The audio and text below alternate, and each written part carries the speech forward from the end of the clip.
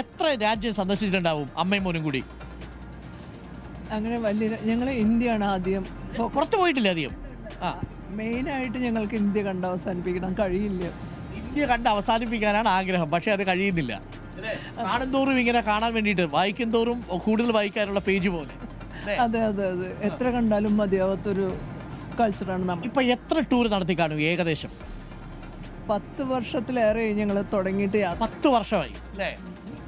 കണക്കില്ല സാർ, ധാരാളം പോയിക്കണു. എന്തായാലും ഒരു ഏകദേശം കണക്കുണ്ടാവും. ആക്ച്വലി ശരിക്കും പറഞ്ഞാൽ എല്ലാ വീട്ടമ്മമാരുടെ പോലെ അടുക്കളയിൽ ഒതുങ്ങി നിൽക്കുക എന്നുള്ളൊരു കോൺസെപ്റ്റ് ആയിരുന്നു. എപ്പോഴും ഞാൻ യാത്രയ്ക്ക് വിളിക്കുമ്പോൾ അമ്മ വരില്ല, നിങ്ങൾ പൊക്കോ, വേണ്ട, നിങ്ങൾ നിങ്ങൾ എത്ര പേരാ മക്കള്?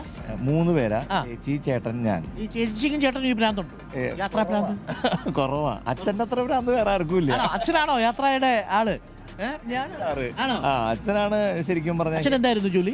അച്ഛൻ ആക്ച്വലി ഒരു ബിസിനസ്സുകാരനാണ്, റൈറ്ററാണ്. 7 ബുക്സ് എഴുതിയിട്ടുണ്ട് അച്ഛൻ. അതിൽ ഹിമാലയം യാത്രാ വിവരണമാണ്. നമുക്കൊക്കെ ഈ ഹിമാലയത്തോടൊരു പ്രണയം, ലവ് ഇത് വരാൻ കാരണം അതാണ്. ഓ അങ്ങനെ, ഓക്കെ. അപ്പോ അതാണ് ഇപ്പൊ നേരത്തെ ജെയ്സൺ പറഞ്ഞതല്ലേ, ഹിമാലയത്തെ മലയാളിക്ക് മനസ്സിലാവുന്ന ഭാഷയിൽ ഹൈമത ഭൂവിൽ. അല്ല, അത് വീരേന്ദ്രകുമാർ, ഉത്തരാഖണ്ഡിലൂടെ കേൾക്കുന്നത്.